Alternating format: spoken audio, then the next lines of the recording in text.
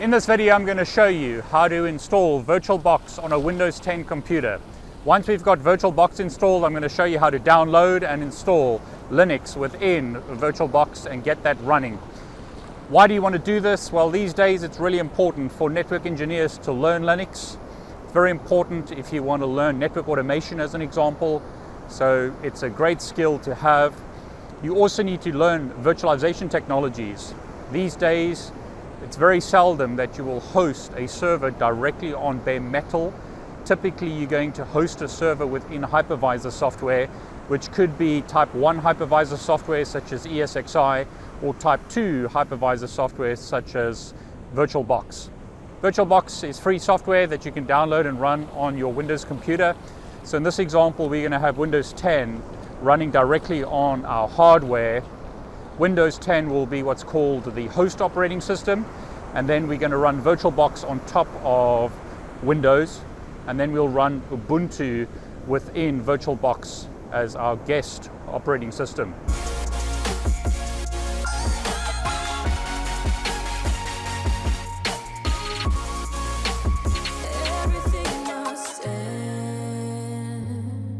Now, VirtualBox is what's called a type 2 hypervisor.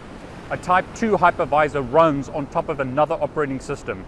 So in this example, we have Windows as the host operating system. We run hypervisor software, which in this example is VirtualBox on top of Windows. And then we run a guest operating system within the VirtualBox. In this example, it will be Ubuntu.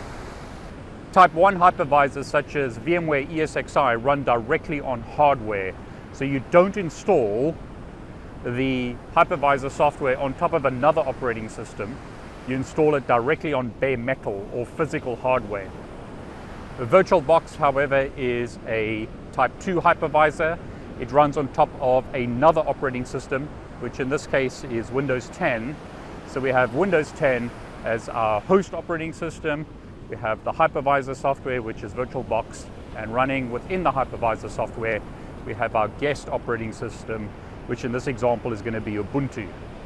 Now, if you enjoy these videos, please would you subscribe to my YouTube channel, please would you like the video, and please click on the bell to get notifications when I post a new video. Without further ado, let's get started, and I'm going to show you how to download VirtualBox, get it running, and then get Ubuntu running on VirtualBox. Okay, so now I'm going to show you how to download and install VirtualBox on a Windows 10 computer. Search for My PC, right-click, go to Properties. This is once again a Windows 10 laptop. The processor is an Intel Core i7, 8 GB of RAM, 64-bit operating system. To download VirtualBox, go to virtualbox.org, or just search for it in Google. So just search for VirtualBox, and the first hit in Google is VirtualBox downloads. Now, if you've gone to virtualbox.org, scroll down and select Download VirtualBox. In this example, the current version is 6.0.14. I want to get the Windows version, so I'm going to click on Windows Hosts. And as you can see, VirtualBox is now being downloaded. It's 163 meg in size. So you simply need to wait now for that download to complete. Okay, so it's downloaded. I'm going to click Show in Folder. Here's the VirtualBox executable. The installation process is very simple. I'm basically going to mainly use the defaults. So I'm going to double click on the executable. The setup wizard displays. I'm going to click Next. You can customize the installation. I'm not going to do that. I'm going to simply click Next. Again, you can change some of the options, such as not creating a shortcut on the desktop. I'm going to leave everything at defaults and click Next. Now, a warning is presented that network interfaces will be reset. Before I continue with the installation, I'm going to open up Control Panel, go to Network and Internet, Network and Sharing Center, change adapter settings, and what you'll notice here is I have a physical wireless interface card. This is the interface that I'm using to connect to the internet. I'll also have some VMware interfaces, but there are no VirtualBox interfaces. Now, don't get concerned if you see additional network interfaces displayed here once you install VirtualBox. That's normal. So when I click yes to proceed with the installation and then click install, you'll see that network interfaces are added to control panel. VirtualBox is now installed. And as you can see here, we've got a VirtualBox Ethernet adapter. So VirtualBox has added an adapter to my computer. I'm going to click finish, which will finish the installation and start VirtualBox. Okay, so there we go. We've got VirtualBox installed. I previously installed Kali Linux in VirtualBox, so that's displayed here. But what I want to demonstrate is how to run Ubuntu in VirtualBox. So I'm going to go to ubuntu.com, click download, and we're going to download the desktop version of Ubuntu. Now you could download 19.10, but we're going to download 18.04 LTS or long-term support. That's the one I'd recommend that you download at the moment. So I'm going to select that, and as you can see, Ubuntu 18.04.3 is downloaded. Again, all you need to do now is wait for the download to complete. So what I'm going to do now to save time is pause the video, and then I'll restart the video once the file is downloaded. Okay, so the ISO image has been downloaded. We can see it's Ubuntu 18.04.3 desktop AMD64. Now, this is important. You need to have nested virtualization enabled on your laptop to be able to run this version of Ubuntu. So I'm now going to show you how to enable nested virtualization on a laptop. In this example, I'm using an Intel laptop. Similar kind of process will be used for AMD processors, but you need to have nested virtualization enabled on your laptop to run this image. Okay, so I'm going to show you that now. Skip to this timestamp if you've already got nested virtualization enabled on your laptop and you just want to see how to get Ubuntu running. Okay, so I need to enable nested virtualization or VTX on my laptop. So what I'm going to do is shut it down. I'm going to power it on. And in this example, for this laptop, I'm going to hold the F2 key down. So you can see here BIOS information. What I'm going to do is go to the next menu. And the important piece is Intel virtualization technology. That's currently enabled. There are some other options like hyperthreading, Intel AES-NI, VTD, but the one that I want is Intel virtualization technology. You need that to be enabled to do nested virtualization in VirtualBox or a VMware Workstation. So I'm going to save those settings and say yes to save. The laptop will reboot.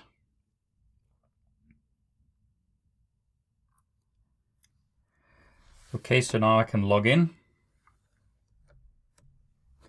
And I've been able to log in successfully.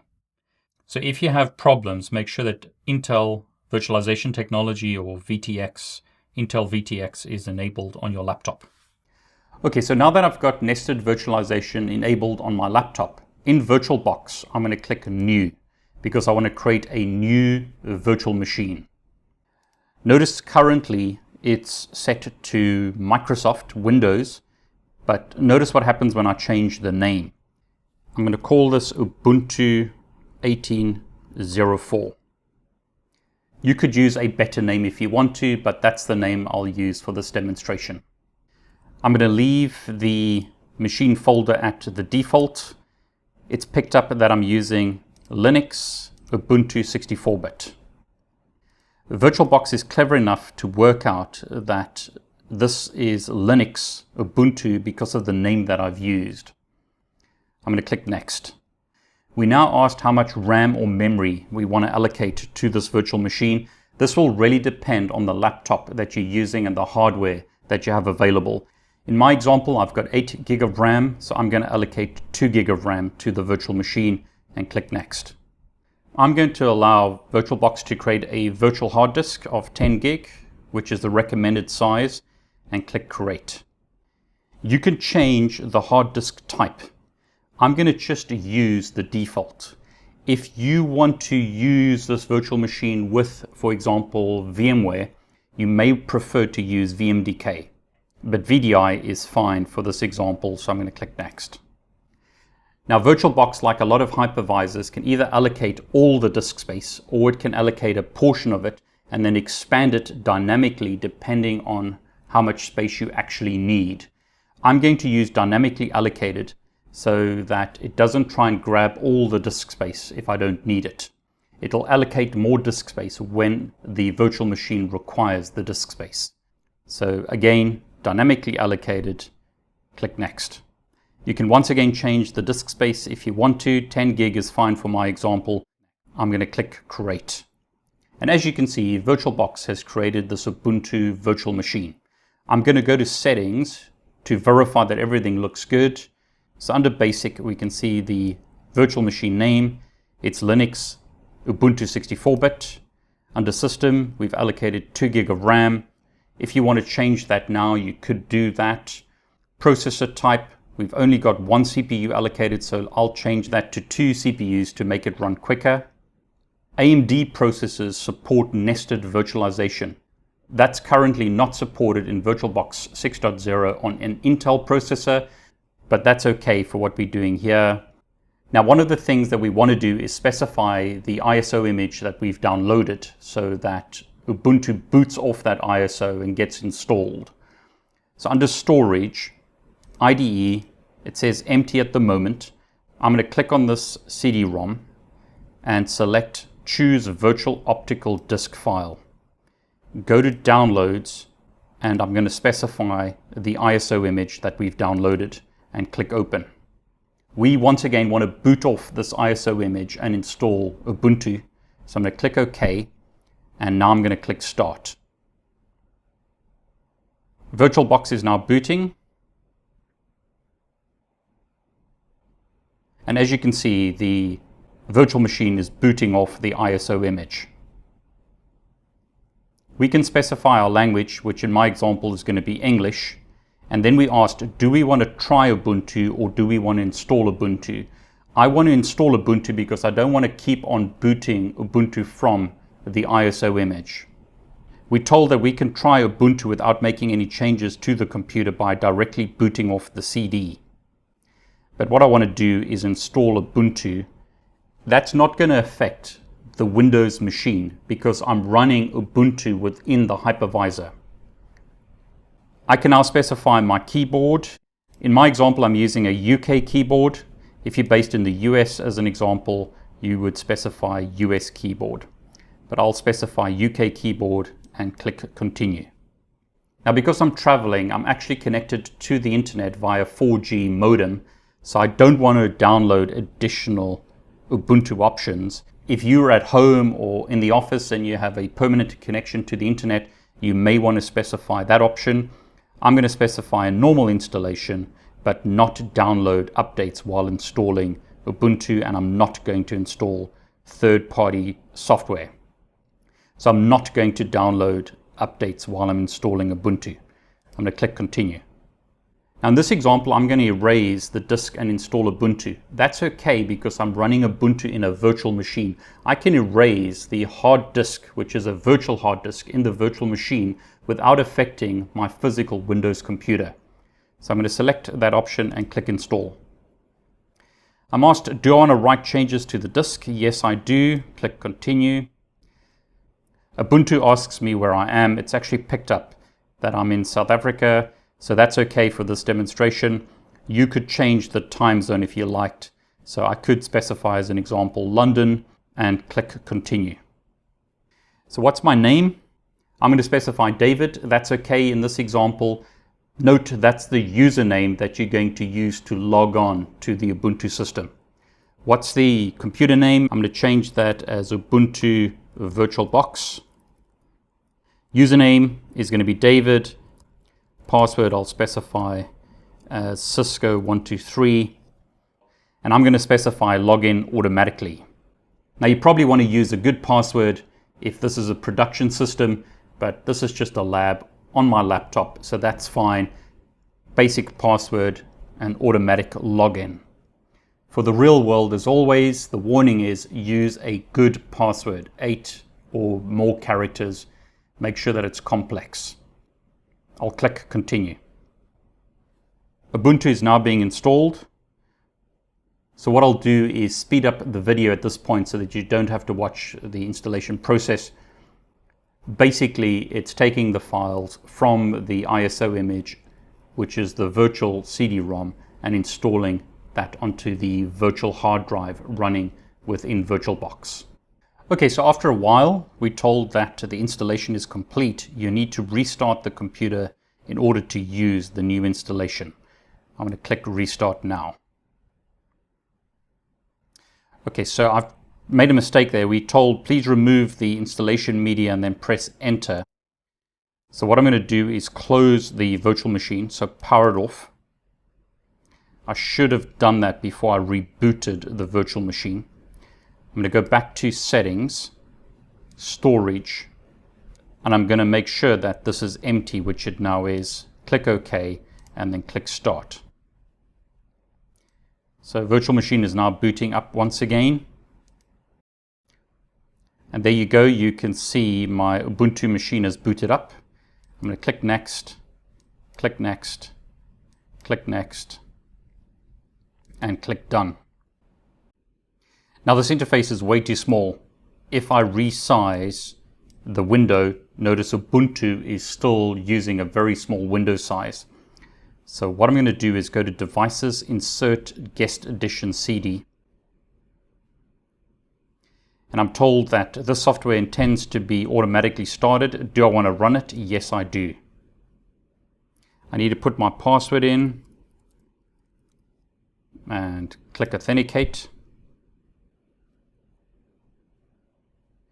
I'm told that the system will be restarted. So notice the window size automatically adjusted there. When I move this around, window size is automatically adjusted. I'm going to press return to close this window, but notice now how the desktop is automatically adjusted because of those additions that have been added. I'm going to click Show Applications, search for Terminal. I'll change the font here because it's way too small. So go to Preferences, Custom Font, make this bold, make this a lot bigger so that it's easier to see what's going on. Click Select and then close that. So as an example, if I type ifconfig now, I'm told that that command is not installed. That's an older command. So I'll do IP address. This is the IP address of my device. Can I ping google.com? Yes, I can, because this device is using NAT by default. Under Machine Settings, Network, notice I'm using NAT. I'm not bridging the adapter to my wireless network card, which I could do, but I'm simply using NAT. That's the easiest way to get started. So if you're not sure, just use NAT, especially if you've got a laptop and you're moving from one wireless network to another. Clears the screen. Let's do IP address. When I select this and copy it, I can't copy it to Windows. So in Notepad, when I right click and paste, that's not working. Now to enable features, go to Devices, Shared Clipboard. What are you going to allow? I'm going to allow bidirectional copying from one clipboard to another. I'm also going to allow files to be dragged from Windows into Linux and back again. So now when I select this and click copy and go into Notepad and paste that, notice I've been able to paste from Linux into Windows. I could also do the same from Windows to Linux. So this is Windows. Copy that text and clear the screen in Ubuntu, right click and click paste. Notice I can paste into Ubuntu. Now that's not a valid command, but I've been able to copy from Windows into Linux, and I've been able to copy from Linux into Windows. Okay, so in this video I showed you how to download VirtualBox and get it running on a Windows laptop. I also showed you how to download an Ubuntu ISO image, boot off that in VirtualBox and get Ubuntu running on a Windows 10 laptop. Now if you enjoyed this video, please, once again, subscribe to my YouTube channel. Please like this video and please click on the bell to get notifications. I'm David Bombal and I want to wish you all the very best.